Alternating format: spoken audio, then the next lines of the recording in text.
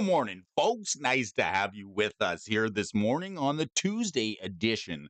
I bet you were wishing you were up and out of bed. Get up, sleepyhead. It's time to get going. If you got lawn to get mowing, it's springtime and a peony for your thoughts here this morning on the show. Let's get ready to grow with Brody Alfonso. We're talking Magic the Gathering cards. We're talking prices. And if you like tracking the prices of Magic cards, you got to ask yourself the question: is there enough information out there, or is there just too much gall darn information? Oh, let me do it for you. I'm doing it each and every day here on the morning show when we get ready to get our day started. It's not that hard to tune in if you like cracking open packs and shuffling up stacks of Magic the Gathering cards. Get your Tuesday edition. We're mad about Magic the Gathering cards. We like tracking the prices and we want to see where this leads on our Magic the Gathering finance journey. If you want to get the fun into your collection, you can get it done here each and every day, weekdays on the morning show. We're full bloom here on this spring stream. And what a relief we will be bringing you folks some Magic the Gathering coverage each and every day this week. All right. So you grow, girl. We're going to be putting in some work here this morning. Robert O'Brien Benson and Dustin Cullahall. Nice to have you folks here on the channel here this morning. All right. We got to warm up a little bit this morning. We're getting a little bit of ahead of ourselves. Let's take a look at some AI generated Magic cards. All right. You know the rules here. We're going to warm up just a little bit before we get going. If the card is playable, you know the rules. We'll look at some AI generated Magic cards. If the card's playable any way whatsoever, we'll pass it. You'll hear this sound. Oh, sing to me, oh great dinger. But if the card is non-functional, if it's junk text, if it's got missing a key element of a Magic the Gathering card, you'll hear this sound. Right? The sound of the buzzin'. Cousin. Ugh, that's a stinky poo-poo. All right. What have we got here this morning? Let's take a look. Let's head on over to Robo Rosewater and see some Piggly Wiggly here this morning. All right. No, it's not Piggly Wiggly. It's Murgot Party Worm. Let's party here this morning on the stream here. This is 8 mana. You get the 8 mana banana for your viewing pleasure here today. This Party Worm is 2 blue and 6 for a 7/7 legendary enchantment creature plant. Plants are coming back. You get the no plants dance here this morning, of course, because it's a springtime stream. We're on fire here this morning. Legendary, all slivers have at the beginning of your end step sacrifice this permanent. Ugh, stinky. Ugh, this one takes the cake. This one's no bueno. I don't like this. Neither should you. It functions, but it's just a little bit overcosted. We're going to say this one is underpowered. All right, underpowered. And this one here, Sarah's Hunt. Let's hunt this one down. It's 8 mana. For 5 and 3 black, you get this one with buyback. It's got Cascade. And this isn't the Cascade toilet paper. This is board tech against slivers, right? This is sideboard tech against slivers. It's great sideboard tech against slivers. I hate loose slivers. You know, Garth, if you're watching out there, you and your machine gun kill slivers deck, you can take this pill and it'll just wreck your day. All right, slivers. Sarah's Hunt. Buyback for 2. Good point. Let's get. Where's this one going to go? This is the latest addition for the Cascading Footfalls deck, perhaps. This one, 8 mana. That's right. We're going to ban Violent Outburst, and then this card is the new addition that they're going to have to add to the deck. Sarah's Hunt is busted. You can buy it back. 8 mana. All right, let's give it a pass. Why not? Dustin likes it. It seems fine. Buy it back. You can cast this with an additional 2 on it. If you do, put it back in your hand as it resolves. So if you can get this sucker to resolve, you can cascade again and again. What about this guy? Garrick Ryder, a Daring Chrome. This is a 4/4 Planeswalker. Doesn't make a lot of sense to me. I think Planeswalkers should probably have a loyalty ability. This one's got creature power and toughness, so already there's 1 strike against it. You can pay a green and 3 for this 4/4 and 1 white and 1 to tap it to tap all rats. That's the creature. Get it out of here. This one Looks underpowered. Non-functional. I'm going to give it the non-functional simply because it's not a planeswalker as much as would like to be. What about this one here? This one seems like better. Silken pummelable. Get some marmalade on your toast here this morning. Some pummelable. This one's 4 mana, 2 green and 2 for this equipment that gives each creature +1/+1. Equipped creature gets +1/+1 for each creature you control with a -1/-1 counter on it. Seems like we've got an upside to having -1/-. This one's got legs. I think it's got legs and a -1/-1 and a counters deck. This one could possibly have a home. Fair? 44% of people say this is fair. Fair to see. The Yargox, a million. Thanks for tuning in here, Mr. Hillbilly. This one's got legs, right? This one rocks, right? Let's get the peace sign and hell yeah happening. The island walking 0/1 null creature. I don't know what that means, but let's discover this one together. A red and 2 for the legendary demon soldier. Purple dinosaur. Legendary. Island Walk, all planes beated, attacking or blocking, all dealt combat damage to you or another target creature you control. Get it out of here. This one's got gibberish on it. I like this. I would really like this one to have some legs. It could be so much better. It's a 0/1. It's null, but it doesn't work because it's got gibberish on it.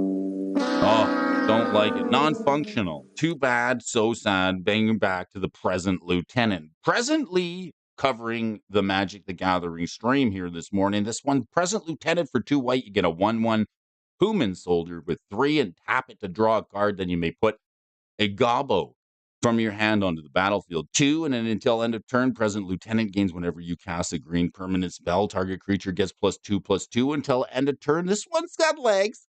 It's got some legs, short legs, but nevertheless, this 1/1 can be some fun. And it can get it done if you folks want it to. All right, let's get discussing. Ask yourself, nice for you to be here. It's Tuesday. Get up and get going. It's like, get out of bed, you sleepyhead. It's Tuesday morning. It's early, and I bet you have things to do.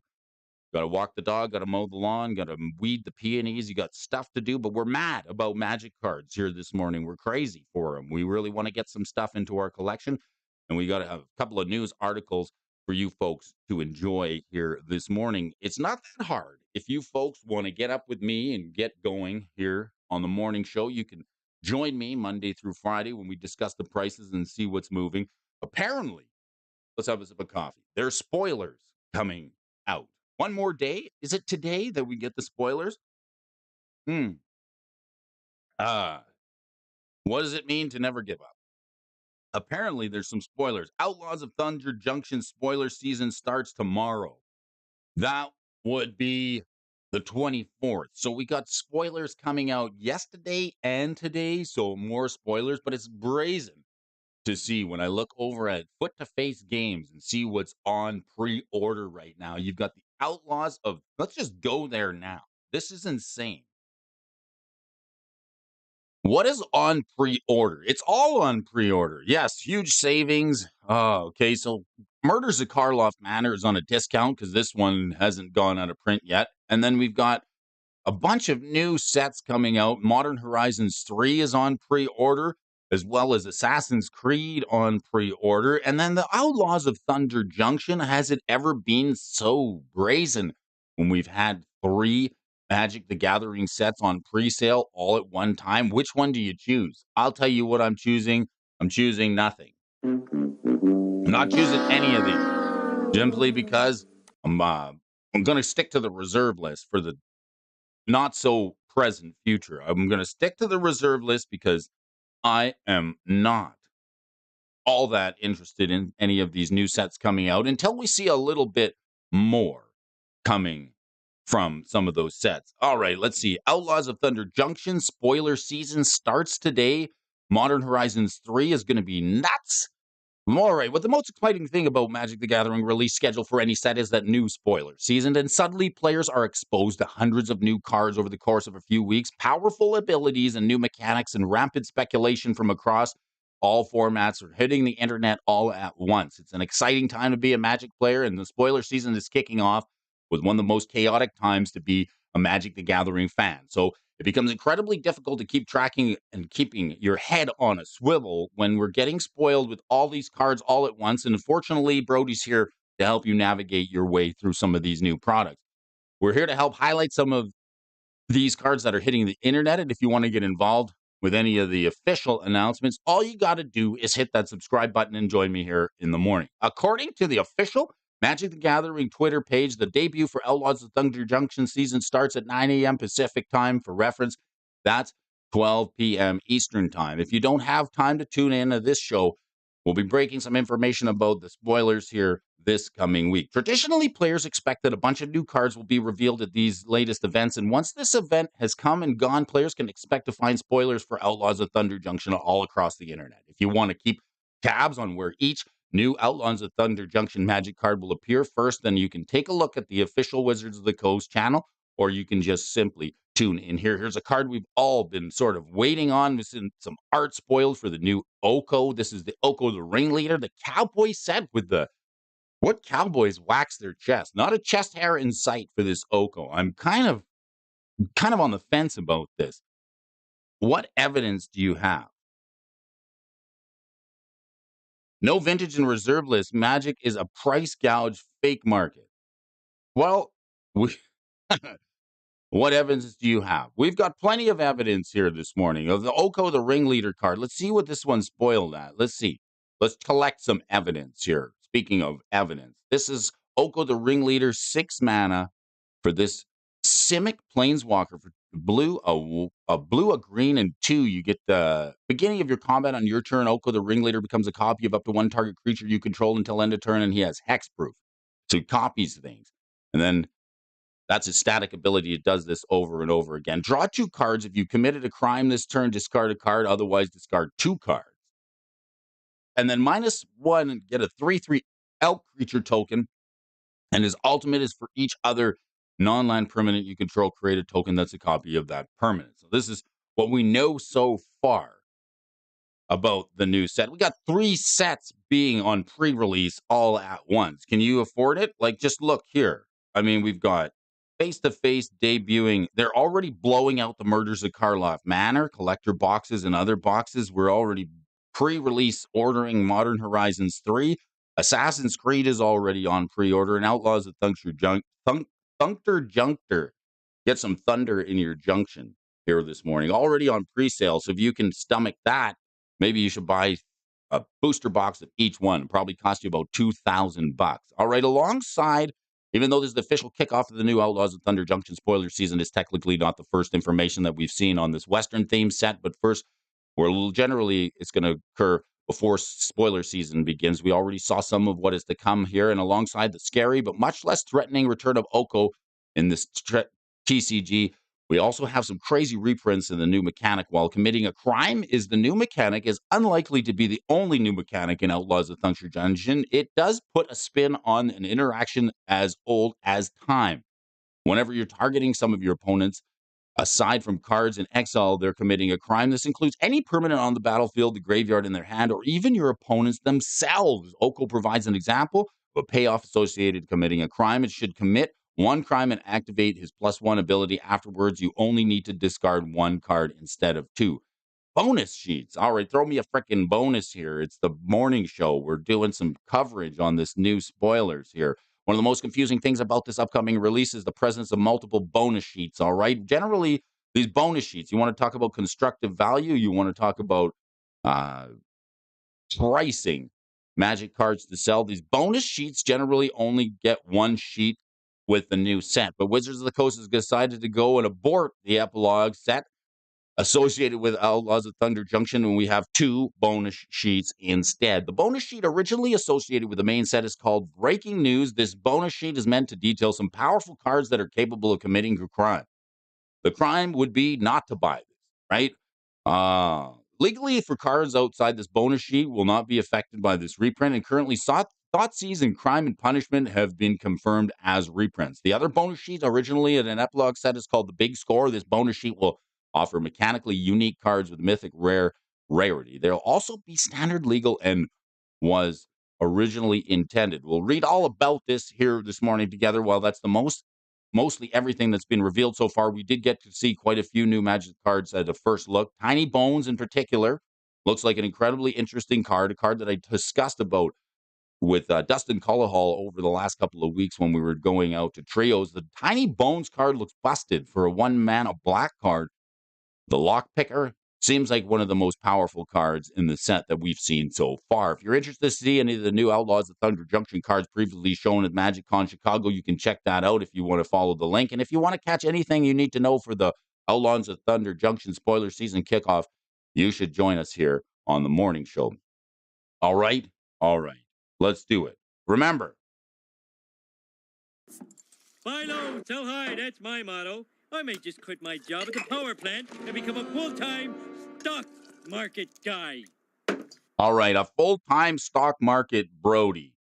Let's just take a look. He's got huge savings over at Face to Face. This is the Canadian distributor, the biggest one in Canada. This one here, they got huge savings, and Murders of Karloff Manor is getting blown out the door. We've got collector boxes, booster boxes, and single packs, all on sale at a discount. This is overstock that has not been sold. It lets you know that we talk about this so many times. The time in the market is crucial. If you don't want to spend the big bucks on the new Assassin's Creed or maybe even pre-order any of this Modern Horizons 3, sit back and relax and wait for some of this overstock to go on sale.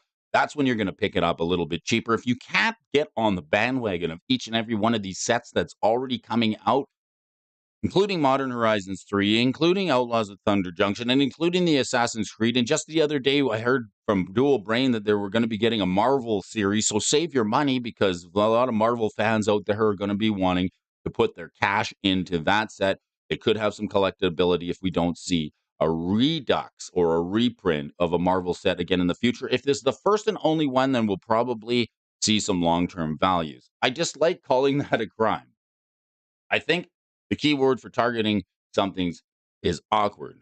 Karlov will not get a reprint, and it has great land cycle. This smells like an opportunity to me. I see, this is what I like. Like, if you look behind me here, I picked up a couple of boxes of Caldine on the blowout sale. They blew my pants right off, right? They were $90 a booster box, and I can't remember seeing $90 a booster box for a long time. In the spring fashion, maybe you want to spring into some of these deals here. It looking fresh as a daisy. You maybe not be a spring chicken, but you know what is finger looking good when it comes to picking up sets of Magic the Gathering. Why chase the hype and buy all this stuff on pre-order when you can sit and maybe get some of that stuff off the shelf for a little bit cheaper if it's going out? All right, you need to be mad to like Magic cards as much as I do. I can't tell you enough, but we're going to take a look at another. We just had Fallout drop, didn't we? We had Fallout drop, and now all of a sudden we've got 3 more sets on pre-order and some other stuff on sale going out the door. What are the best cards from the Fallout Secret Lair drop? Well, Torrential Secret Lair drop. I got an article here I'm going to cover from Matt Grozechnik here this morning. This one here, Torrential drops. I want to take a look at this article with you because it's been a while since we visited an article done by Matt, and it's good to connect with him on the stream. I'll even be giving him a shout out on the Twitter page. If you haven't gone over there already, I suggest you do it. Torrential drops. All right, between the Secret Lairs universes beyond and a surge of new products has recently been introduced to the game. Additionally, there's a discernible impact on other cards, particularly notably in recent shifts concerning cards like Mesmeric Orb. This card here, I sold this card. I sold many. I dug through my collection. This card's been spiking up in price. I think it hit 20 to 30 bucks on the vendor shops, and now this is no time like another to get this card into some store credit. I'm telling you, this card's a sell. Get it out of your collection. It's going to get a reprint. Again, it's seen it once in a double master set. And then this card with the new rad mechanic, making mill a little bit more viable. It's time to either, I'm not a big mill player, maybe the mill master would like this, but it's a time to get some store credit. So I would say this card is a sell. Mindcrank seeing a reprint, resulting in the average prices doubling or even quadrupling depending on the printing. With a constant stream of drops and releases and all bidding go to grabbing players' attention, let's break down the recent releases of a noteworthy developments worth monitoring and investigating here this morning. The Secret Lair Super Drop 2024. This is the one that had the circular logic card reprinted as a sorcery, which should have been an interesting. You got bummed when the price went low after that, to be honest. All right, the Winter Super Drop failed to deliver any substantial value on market impact to the game. Whether it was due to the subpar card selection or the lingering positive impression left on me by the previous time around remains to be seen. But either way, through close examination of the individual card selection across various products, certain cards may stand out to warrant more attention. Let's kick off the first time reprints Dare, Dire, Undercurrents, and Reconnaissance from the Hard Boiled Thrillers Secret Lair. Both cards are rather aged in terms of effects and printing, hailing from Shadowmoor and Exodus, respectively. While both can be considered a fringe EDH and lack relevance in other formats, the reprint has them brought back into the public discussion. Reviewing the graph and the data from a few years ago, both cards experienced a steady increase in value, likely attributed to age-based scarcity. However, the reprint announcement has surprisingly led to a climb in price for the original cards, with a large percentage of players discovering them for the very first time. This rather unique effect opposes the typical post-announcement price trend, considering their current downward trend pricing of around $4 and $15 respectively. Opting for reprints appears to be the safer pickup other than original prints. Moving to the Just Add Milk second helping Secret Lair. Now I want to have a little breakfast. Holy small, I need a little bit of breakfast here this morning, a little cereal and maybe a piece of toast and a second helping of the Secret Lair Just Add Milk, which essentially pays for itself. The feature's first reprint of Sakashima A Thousand Faces covered one of the most coveted EDH and CEDH communities, experienced a price increase over the last year towards the low $30. The reprint serves as a welcome price stabilization point, and the new copies are settling near the $23 mark. Expect this price to rebound closer to the original price in the coming weeks as demand continues to rise. And Adix and Nev, the twin casters. Does this even look like a Magic card? This is the kind of thing you either like it or love it. This is either for you or it's not for you. Some people like these alternate art printings of these Magic cards that don't look like Magic cards at all. So either you like it or you hate it. Is this soy milk, almond milk, goat's milk, or what kind of milk? It's probably going to be a little bit of. How do you milk an almond anyway? All right. Adrix and Nev, the twin casters, features a significant value proposition within the Secret Lair, despite originally averaging around $28. Its recent inclusion in the Karlov Manor Commander deck has undercut its premium printing, reducing the original price to $4 and stagnating the impact of the reprint to about $11.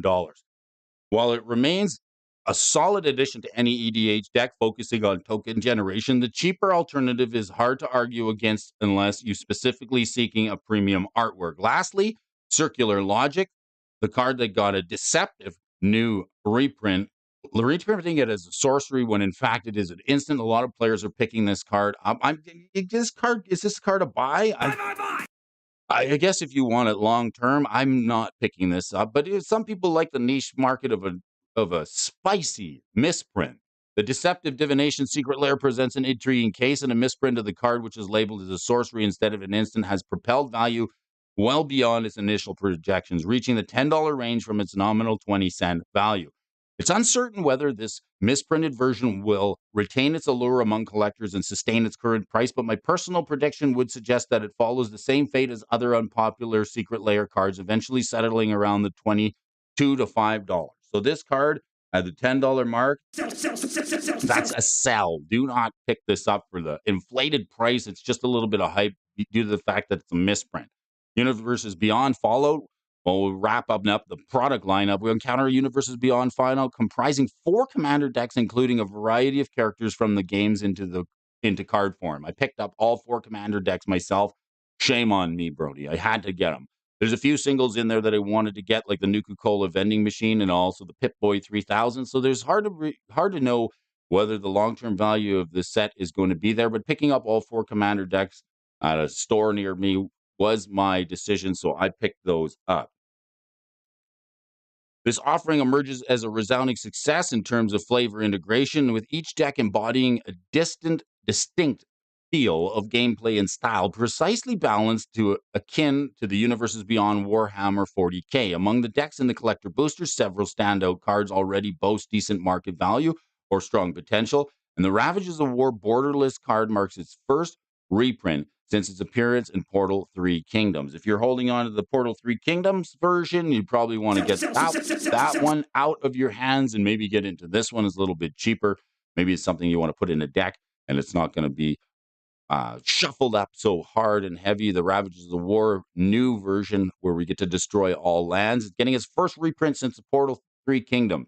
Originally, the copy, due to its origin, held a $299 value, and for what it's effectively a reskin of Armageddon, obtainable for less than $7 depending on the print. I'd say that one's a pickup. If you haven't picked it up once already, the Ravages of War. The borderless Vault Boy treatment of Ravages of War currently holds a steady $27, presenting a substantial reduction from its original counterpart. However, this price is unlikely to remain at its current level for long, given factors such as limited availability and collector boosters causing a smaller circulation of this treatment. If it's a card you ever wanted to get, now is the time to do it. If it's going to go deeper and deeper in price, maybe dollar cost average. Maybe don't buy a playset, pick up one copy of the Ravages of War. The most popular card from the set by a considerable margin is the Nuka-Cola vending machine. This one here that I was just discussing a moment ago. The vending machine's popularity can be attributed to the surge in projecting food tokens over the past year. The card is serving as a potent passive food engine for food payoffs. Pairing cards like the Academy manufacturer facilitates effortless infinite tokens. If you like playing food tokens, clue tokens, and treasure tokens, the vending machine slots into a food deck. That card, we haven't even seen it. It's a buy. I haven't even seen it hit the modern format where people are going to start building decks, food decks. I want to see what the newest food deck is going to be running. Is it going to be running the vending machine? Perhaps. Well, the price has already surpassed its initial peak of $25, averaging around $17. It shows signs of continued incline. Personal expectations point towards a resurgence in price around the $25 to $30 mark or higher. Depending on further support for food and related strategies, this card could keep moving. Flying under the radar amidst the warning of popularity of Voltron strategies is Strongback. This is a $3.30 card. I think if you want to pick this up, this one's a buy. For any Voltron deck or an enchantment deck, priced at $3.30, this thing is really busted. It goes tall, and it also goes well on the what's the dog meat? The dog meat Voltron Commander. It's $3.30, and it offers a discount on equipment and enchantment costs while also buffering the creature by +2/+2 for each aura or enchantment on it, capable of changing our commander into a lethal threat or helping rebuild after recasting its potential. And a price suggests that a gradual increase over the next 2 to 3 years moves toward the $10 mark. Potentially accelerated growth depending on the quality of the Voltron support cards introduced into the interim. Similarly overlooked is Radstorm, witnessing a notable decline from $25 to $5 on the average in recent weeks. Despite this downturn, several factors indicate that the potential for a rebound in the prominence of storm mechanics as a significant aspect of the card's power, coupled with its unique playstyle demands, distinguishes it from a straightforward win condition like Tendrils of Agony and Empty the Warren. The Radstorm's got Storm and Proliferate. You get an instant speed 1 blue and 3. If you're proliferating, you might want to pick this one up. It's tickled down in price. It was $25 and now it's only $5. One particular note is the Proliferate payoff, which has seen renewed interest after years of terror from Atraxa Praetor's voice. Developments in such sets as Phyrexia all will be one, creating a prime position for Proliferate to start acting as a major support mechanic. The incoming release of Modern Horizons 3 and its energy counter-based commander deck, the future may revive the archetype of Storm since its arrival and subsequent death in Kaladesh. If you're thinking of Storm cards, maybe pick up a copy of the Tendrils of Agony and maybe the Brain Freeze and any other Storm cards that seem to have fallen out of favor since Kaladesh and Storm took a recession. The Storm recession since Kaladesh. Good morning, Murray Cooper. Nuka-Cola vending machine was an MVP in a recent EDH game. It is quite good. I do like it. All right, going once, going twice. Indeed, the cards we mentioned in this article harbor some untapped potential, and undoubtedly time will tell and reveal the extent of their impact. However, the market at the recent volatility of cards offers a rewarding space for those unafraid to invest preemptively in synergistic pieces that fit within a wide range of strategies. As continuing stream of products is released, leading to the summer months, they might be hard pressed to replicate the same level of impact and the speed of the market adjustment. Hopefully, my New Horizons series, which will now be released on a monthly basis, will keep you attuned to the emerging trends and help navigate the evolving landscape of the card markets. Thanks, Matt Krasechnik, a fellow who started playing Magic in the release of Dragon's Maid. Since then, released, he's tried and experimented with all the formats before discovering his love for EDH and Pauper. Piloting the same Jund deck for the last 10 years, he now tries both understand and break sealed as a format. What's that sound?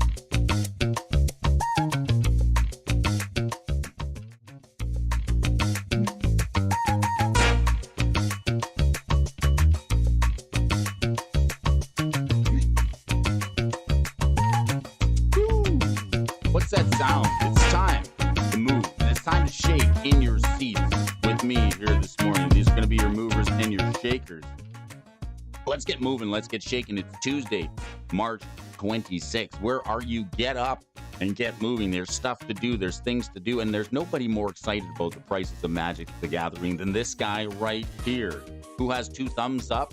Who has two thumbs and likes tracking the prices of Magic cards? Brody Alfonso, that's who. And wherever you got Brody dragging along for the ride here this morning, I want to thank you for bringing me with you. Whether you got me duct taped to the snow shovel, perhaps you're doing a little bit of spring cleaning this morning. Maybe you've got me hanging around the water cooler. Wherever you are, it's not that hard to tune in this morning and each and every weekday when we discuss the prices of Magic cards. You could be mad about cards too. What a relief. All right, let's take a look. Let's head on over to the movers and shakers list. It's Monday, Modern Monday, Tuesday, Pioneer. I'm super excited. Spring is in the air and Pioneer is in the air. Let's take a look here. Outlaws of Thunder Junction. Just a quick peek. Duelist of the Mind. Hell to Pay. These are new cards. $10, $14. Human Advisor. What do we got here? We got Duelist of the Mind, Hell to Pay, Basic Plains, Basic Forest, and last but not least, Oko the Ringleader. $39 for Oko. All right, Oko.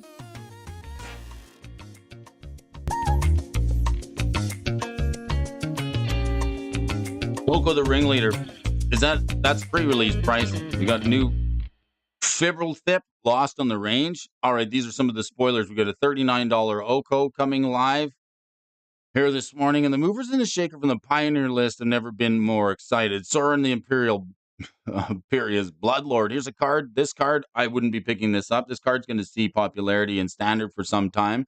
I wouldn't go out spending the $40 on it. This card's got great trade-in value. People want to get this for the Rakdos Vampires deck, especially in Pioneer. It's been trending up in price over the last couple of months. Let's take a look at this card and take a look at the chart. Pull this back and see. Sorin the Imperialist Bloodlord has never been higher.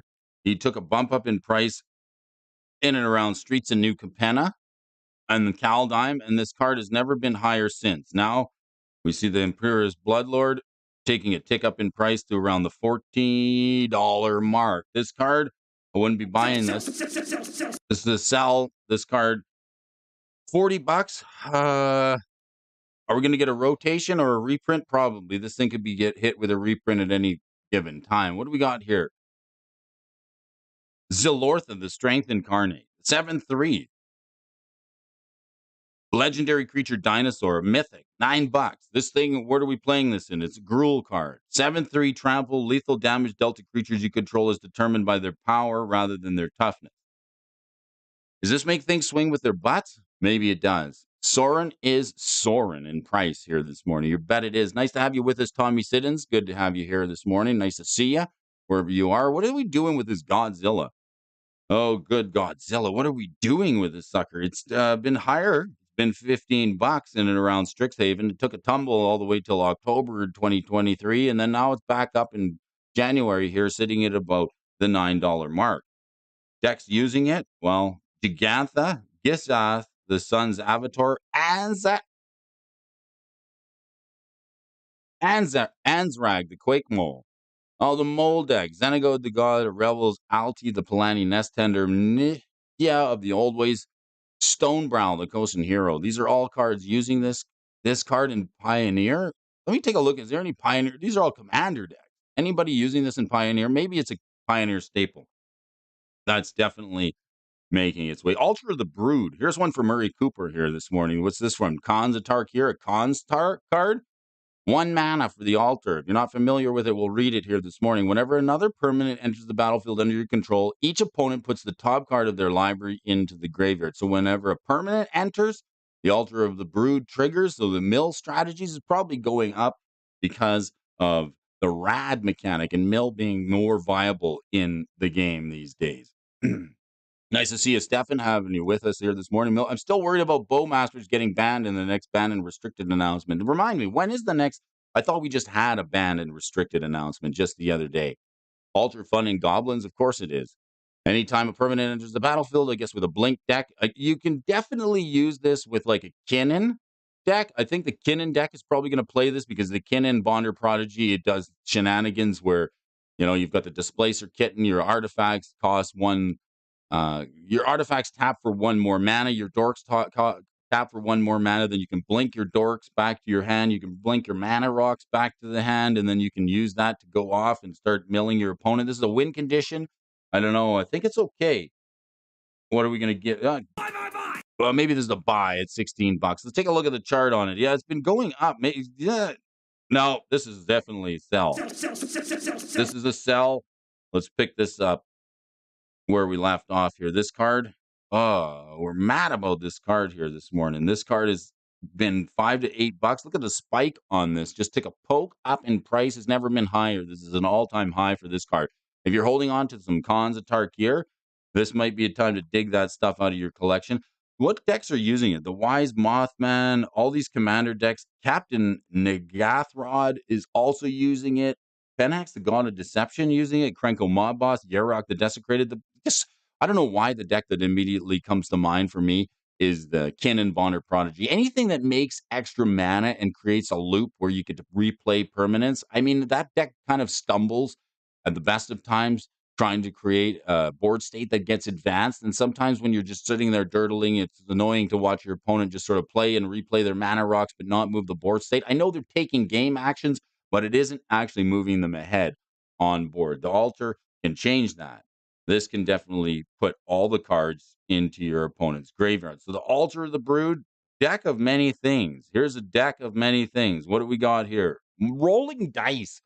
All right, we took a look at our watch list just the other day, and it's another card that's been moving up as the Comet, the Stellar Pup. Let's just take a look over here at our watch list for a quick second. Watched cards. What do we got on the watch list?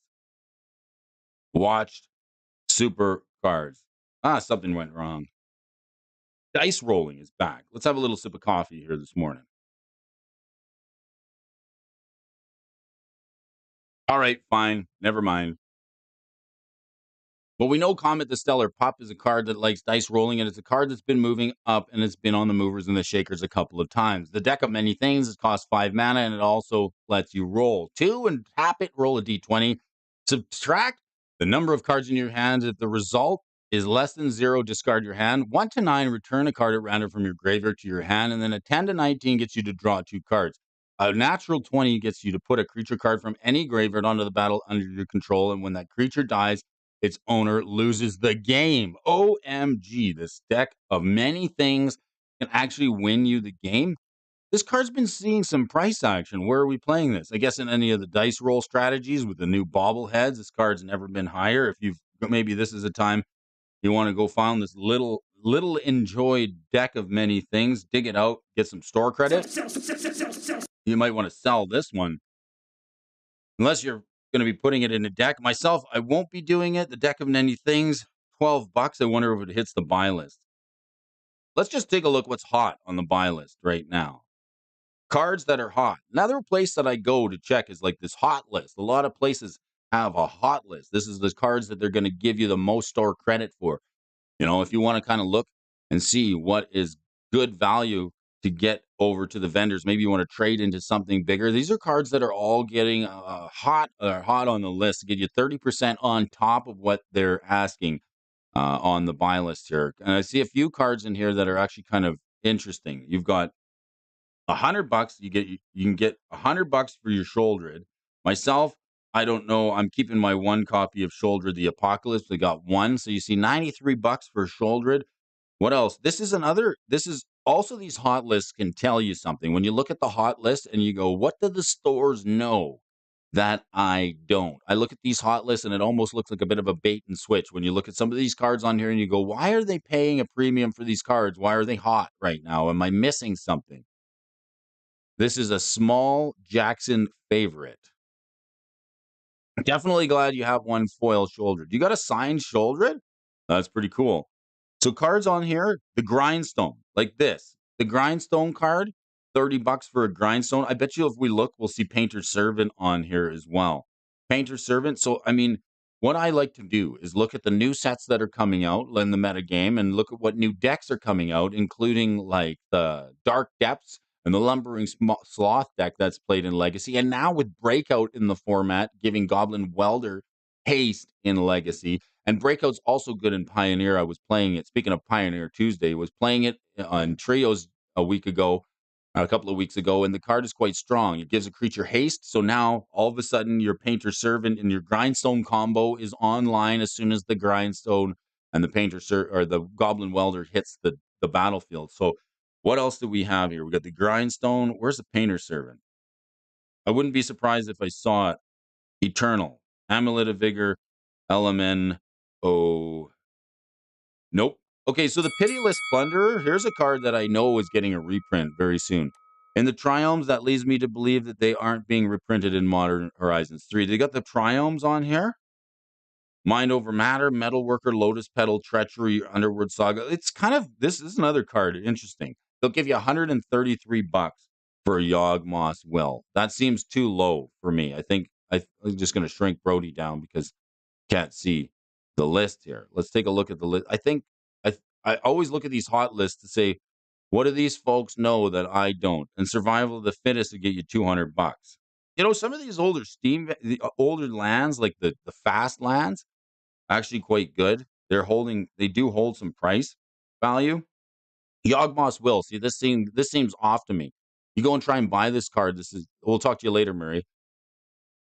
You go and try and buy this card, it's going to cost you upwards of $200 to $300, but they only give you $133 in store credit plus 30% for the Yawgmoth's Will. I ain't taking it. I ain't buying. Even though I do need this card. Underworld Breach is 8.5. The One Ring is now at 65 on the buy list. Scorched Ruins, Scion of Draco, and a few other MacGuffins here. So these are cards that are hot. Well, I got to watch to see where they go. The Deck of Many Things, I don't see that making the list here this morning, but Herald of Secrets, here's a card that here's a card that just crept out of nowhere onto the movers and the shakers list. This is an Ixalan card, a bit of a merfolk. How good is this card? 1 blue and 3 for a 2/3. Creatures you control with 1/1 counters on them can't be blocked. Hello. Is this thing going to see some more play? What are we doing? Are we proliferating? I thought we knew that the 5 fetch lands were Modern Horizons 3. Morning, Richie Dubs. Nice to see you. Nice to have you with us. Herald of Secrets, a card from Ixalan. Maybe you want to dig through your bulk and find a copy of this card.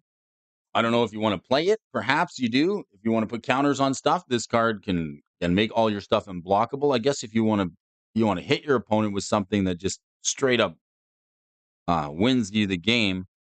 Curry is another interesting card that I think I will be playing in Commander. Curry, the commander that gets you to, when it connects to your opponent, you get to draw cards equal to his power. Look at the Herald of Secrets. This card was $2 to $3 in and around Double Masters. Then it took a poke up in price in around the Phyrexia Alba will be one. It's drifted down and now it's back up to the $4 or $5 mark.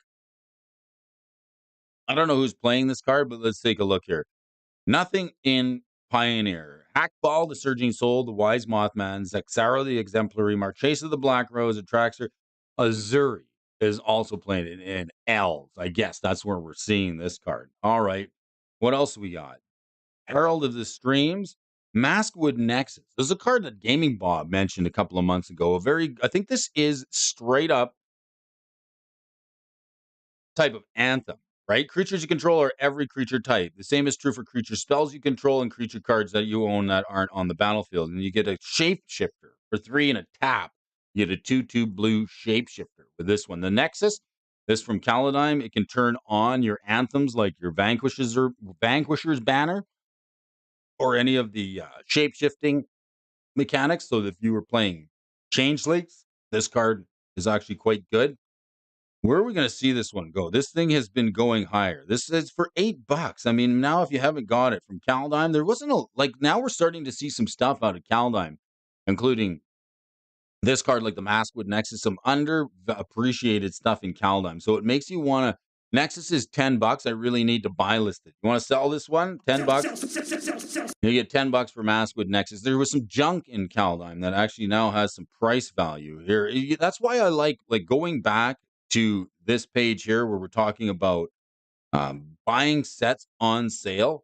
Like right now, the Murders of Karlov Manor stuff is on sale, even though they're trying to get people's money by pre-ordering the Assassin's Creed and get a gauge in the strength of the market. It makes you wonder how much strength there is in buying power in the market when they launch 3 sets on pre-order all at once, and then they're blowing one out the door.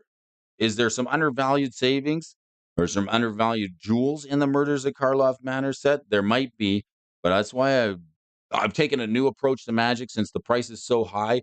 I'm waiting for stuff to go on sale and be I'm waiting for everybody to get over it before I get into it.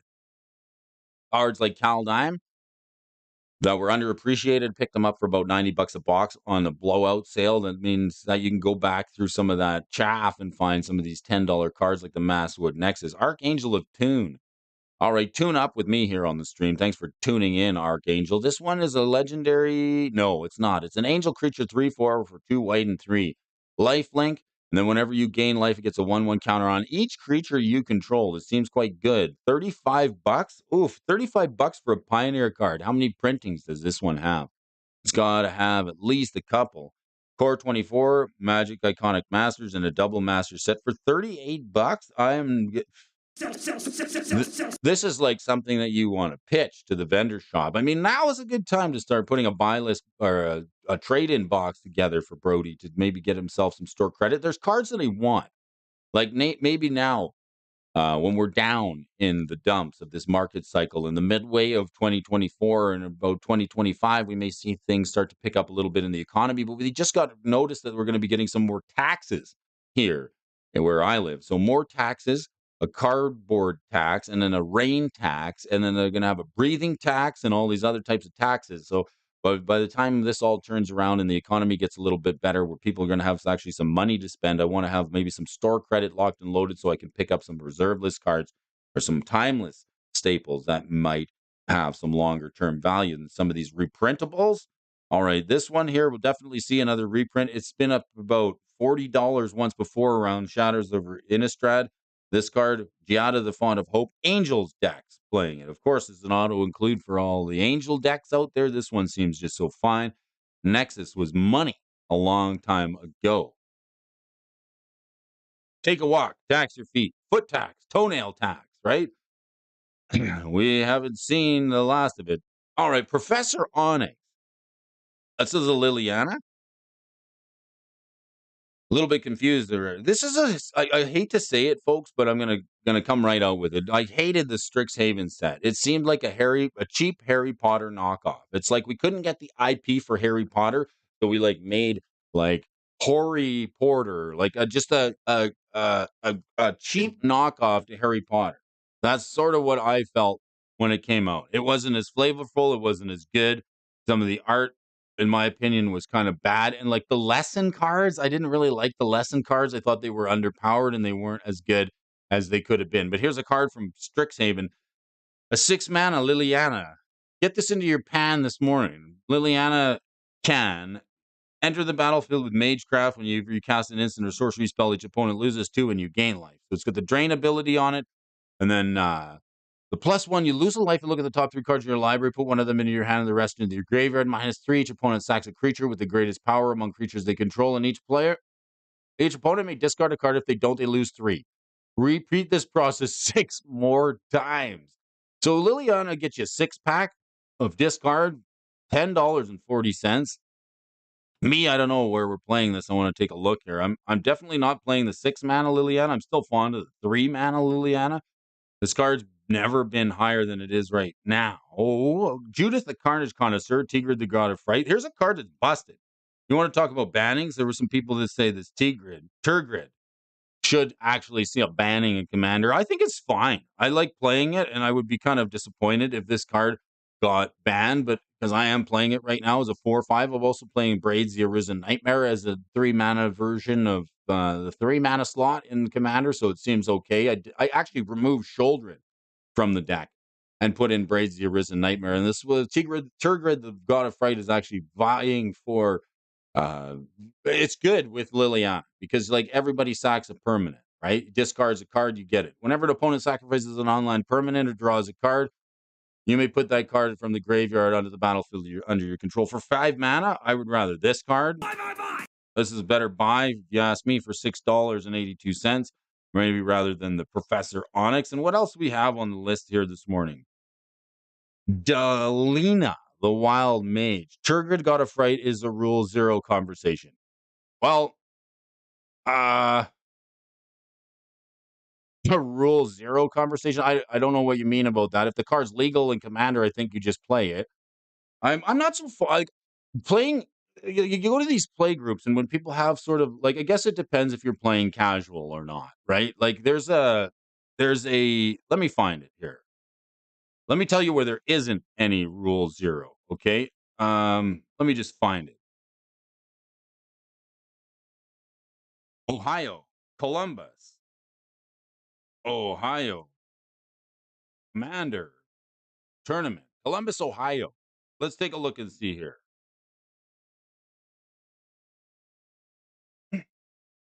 Try and find it.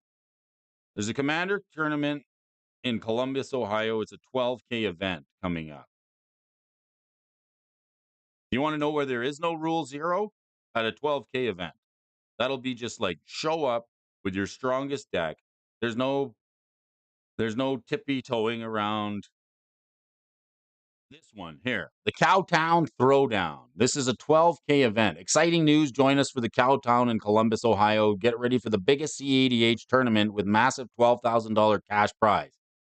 There's no Real 0 at this. Okay. So, like when I'm talking Magic cards, I'm talking about competitive play, especially CEDH. And like, there's no Rule 0 here at Cowtown Throwdown. It's a $12,000 cash and prizes, limited spots available. So, like, you show up with the strongest deck and you play to win. You try and win as quickly as possible. And like, that's what gets you into prizing. There's no like, underpowered decks. There's no Rule 0 card shop banned list, restricted list, or like any of these special rules that people like to bring to a casual event. I mean, if you're playing casual, fine, but we're talking about like going to this event. I think that you want to have like some serious MacGuffins in your deck. You don't want to be running like underpowered cards. Like we're playing to win, right? We want to get some prize money.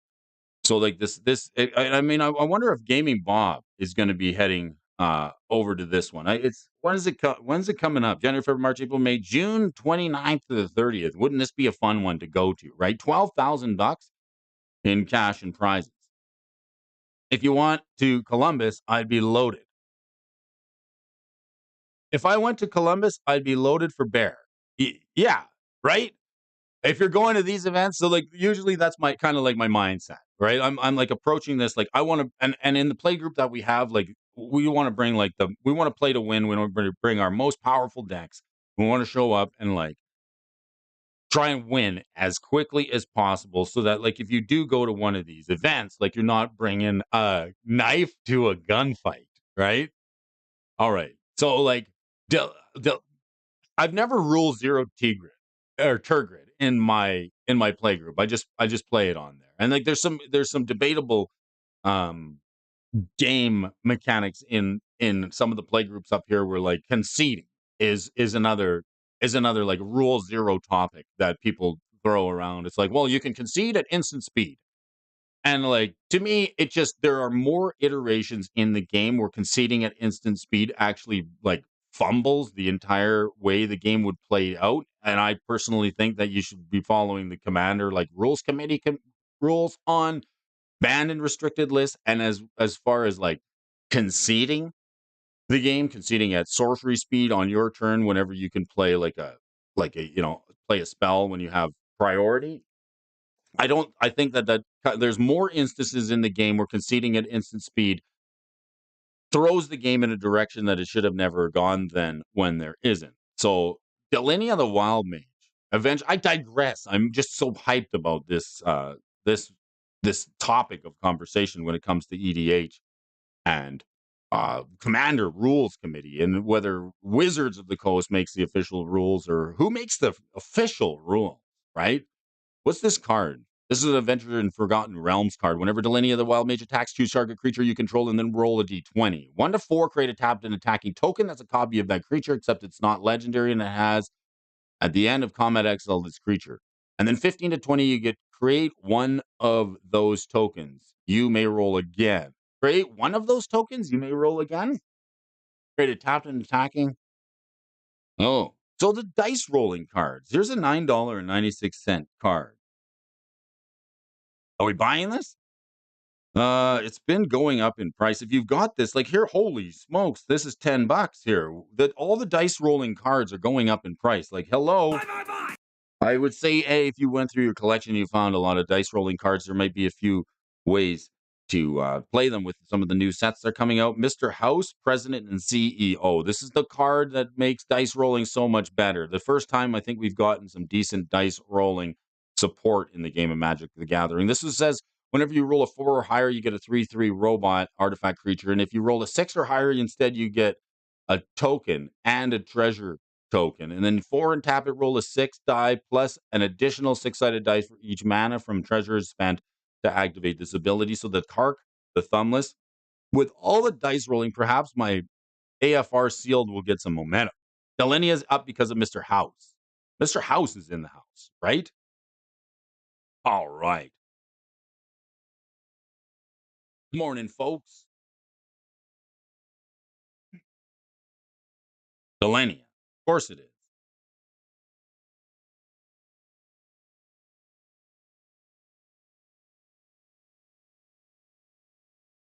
I think I lost my marbles here this morning. I think we've lost our marbles here this morning. Good morning, folks, and people who love to get up and get going and drag Brody around in the morning when you're getting your moving and you're grooving here.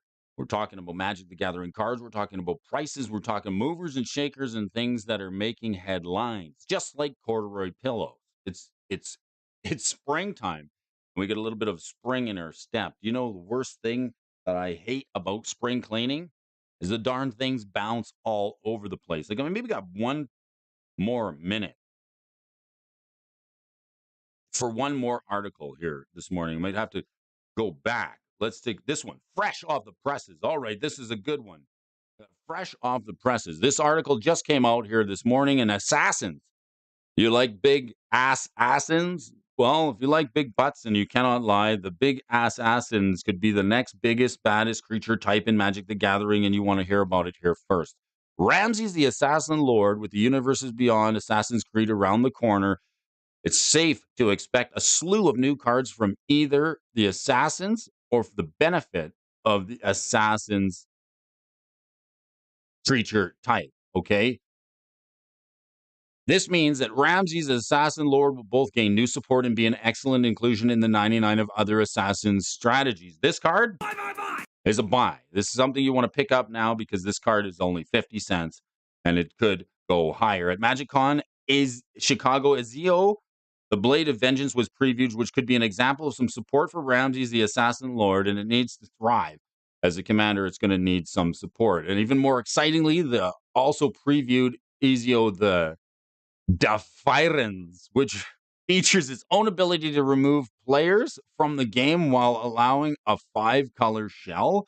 What? When Ezio deals combat damage to a player, you may pay a Wooburg if that player has 10 or less life. When you do, that player loses the game. In 2022, when Mary the Killing Quill was released in Commander and Streets of New Capenna, Scarblade rose to $15.99. Today, Scarblade Elite has a market price of $2.13, with the only printing most being the principles that caused Scarblade Elite to spike in 2022 exist today with Ramses the Assassin Lord. So, Assassin's card, I would go through some lists here, and we're going to try and pick out some Assassin's support cards that are coming out with the spoiler of Assassin's Creed, and this could be an opportunity to pick up some cheap pickups. Incinerator the Guilty. All right, what do we got? Baleful Dragon's not a good card, but once upon a time there was good in Commander. At least one point there was good enough in Commander to justify the $30 price tag. Today it's still good enough to see play in 3% of Commander decks, and it hovers around $10. For 7 mana, you do not immediately impact the board, and it's a steep cost to pay, especially compared to something like Ancient Copper Dragon, which is the 1 mana cheaper, can actually end the game when it deals damage. Incinerator the Guilty's Baleful Dragon power creep has given us everything Baleful Dragon can do, and Incinerator the Guilty can do for 1 less mana and for $8.50. In addition to flying, the Incinerator of the Guilty has Trample to ensure it connects. The amount of damage that's dealt is also easy to signify and easier control, whether you want to do more to kill what Baleful Dragon couldn't, or whether you want to do less for some particular political reason. On a Commander game, the Incinerator of the Guilty is not the budget Baleful Dragon, but an upgrade in every single way. Trending down to the $3 mark right now is the Incinerator. Pure Steel Paladin, all right. With his recent reprint of the Universes Beyond Follow Commander decks, the Pure Steel Paladin is available for $1 to $2. Depending on your art preference, Pure Steel Paladin is a must in any equipment-based Commander strategy deck, as well as being a key card in the modern Hammer Time deck with recent bannings.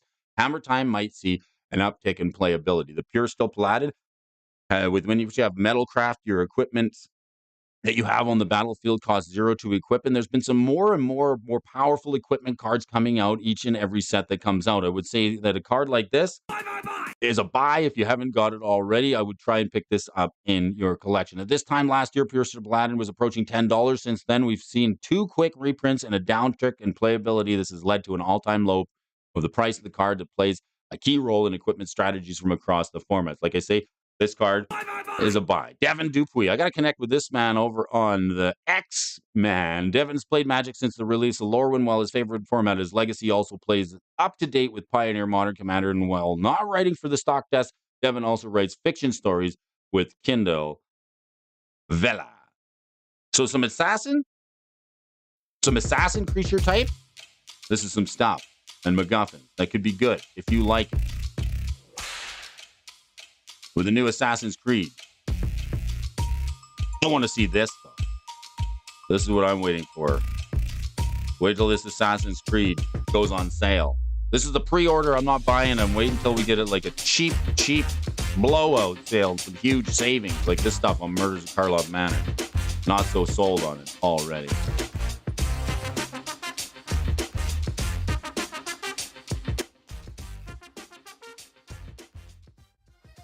Are you crazy about the prices of Magic cards? Do you like tracking them? Is there enough information out there? Or is there just too much gall darn information? If you like to open up packs and shuffle up stacks of Magic the Gathering cards, well, you know, it's not that hard to join me here on the morning show when we discuss it each and every day, Monday through Friday. I'm absolutely crazy about the prices of Magic the Gathering card. I want to help you on your finance journey to get some more Magic the Gathering cards into your collection, the ones that have value, not take the spring back, right?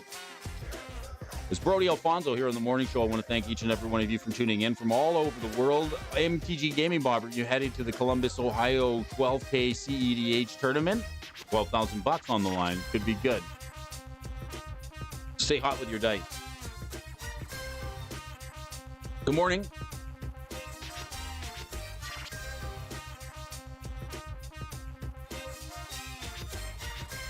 Praying for Baltimore.